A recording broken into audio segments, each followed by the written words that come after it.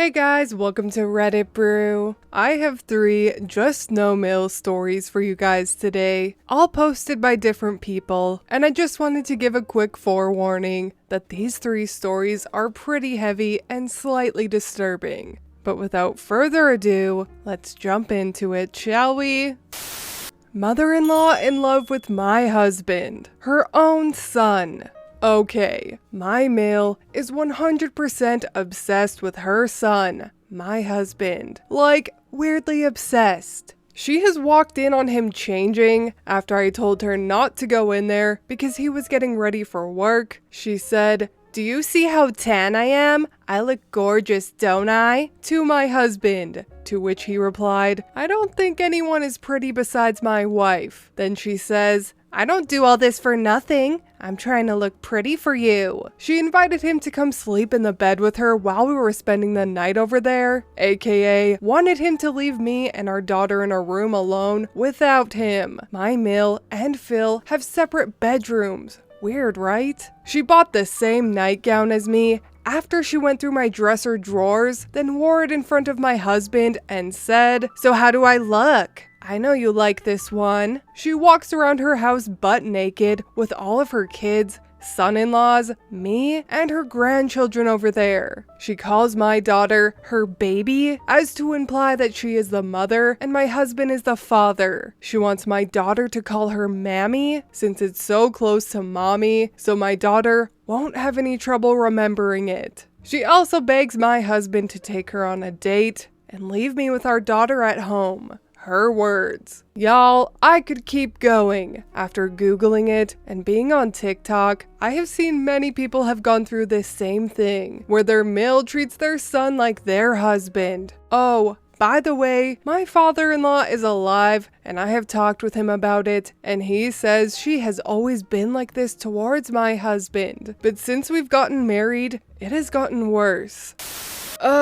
Jocasta Mil strikes again. This one is especially disturbing though. Some of the stories we read are like, yeah, the behavior is weird, but maybe she just really loves her son. This one though is 100% emotional incest. I found this comment on the post that I fully agree with. It sounds like your husband is a victim of emotional incest and should probably get into therapy so he can start setting boundaries with his mother. In the meantime, I strongly recommend only seeing her in public and for short times, if at all, and not bringing your child. Be frank about why. No, Mil, we will not be coming over. I am sick of watching you walk around like an alley cat in heat, trying to seduce your own son. No, Mil, you will not be seeing my child until you stop trying to fuck yours. I don't want you teaching my daughter that is normal or okay. It is, in fact, disgusting and creepy. If your husband resists you laying down the law, remember that he is also a victim here. But don't allow him to let you and your daughter also be victims. What would you do if you had a son and Mil turned her attentions to him? What would your husband do? What would he do if your dad treated his daughter like a sexual target? He should treat himself the same way. I've decided to leave. I'm 31 and have been with my husband for 14 years. We rent a house and my Mil is a tenant. Well, I have severe gastroparesis, a paralyzed stomach, and rely on a PICC line for hydration and medication. My Mil is abusive, and her abuse has gotten significantly worse as my health has declined. My husband did get pre-approved for a housing loan, and we looked into senior living communities for Mil. However, after today, I've decided it's best to leave. I woke up this morning and my PICC line dressing had discoloration and will require a nurse to come out and change my dressing to avoid any infections. Well, Mil inserts herself into my conversation with my nurse while I was on the phone with him, telling him what was going on with my PICC. I told her to give me a second. I have to talk with my nurse. She got so angry over this. She called my sister-in-law and told her I was a rude bitch who was preventing her from getting ready for work. She then shouted bye over and over again and even got more angry at me when I didn't respond. Again, I was on the phone with my nurse regarding my PICC line. For anyone who doesn't know, a PICC line is a long-dwelling IV. The catheter rests near my heart, so it must be cared for very carefully to avoid infections. I told my husband this is it. I'm done. I'm going to stay at my father's until Mill is gone. I've been sobbing all morning, but I know this is the best option. Mill isn't going to stop, so I need to remove myself from this situation. I will be taking my dogs with me too. Aw, OP, you're doing the right thing. I know it's hard, but your health both physically and mentally is so much more important than staying in a toxic environment like this. I strongly suggest talking to your husband about why you are leaving and giving him a timeline to have his mother gone. And well, if the day that his mother leaves never comes, then don't go back. You owe that much to yourself. Mother-in-law blames me for my miscarriage. My husband and I have been together for 10 years. I had a miscarriage in March this year, and my hubby and I shared our grief and processed it ourselves before telling anyone. We had all the family on a Zoom chat, including Mill, and she cried worse than I did, saying how God clearly doesn't want us to be happy. We shouldn't have gotten married in a church as God is against us. My granddad, who's a church minister, was also in the chat, and I could see he was getting angry, so we tried to change the subject.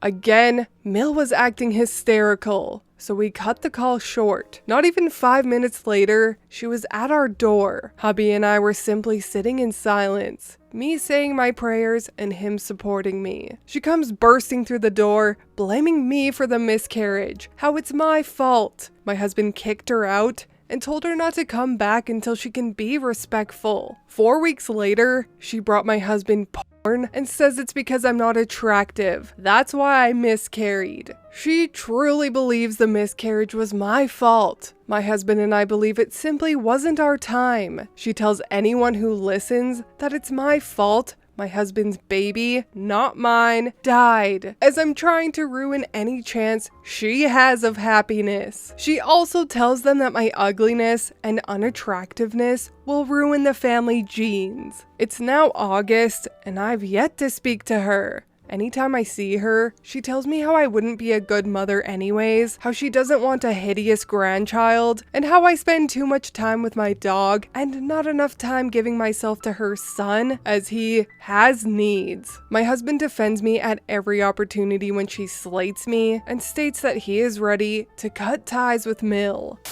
Jesus, Mill is the only ugly one here. I recommend OP take her husband up on his offer and cut ties with this woman. No contact truly is the only option with someone as horrible as this. And if they do have children one day, Mill is way too emotionally unstable or morally bankrupt to ever be around a baby. So it's best to just cut her out now before a child is born. I don't know what religion OP is, but even my heathen self knows the Bible doesn't stutter when it says that a man leaves his mother to join his wife. So use that as justification, OP. But anyways, that is all from me today. Help your Reddit girl out by leaving a like and subscribing if you want. I truly appreciate when you do, and I will see you in the next Reddit stories. Bye!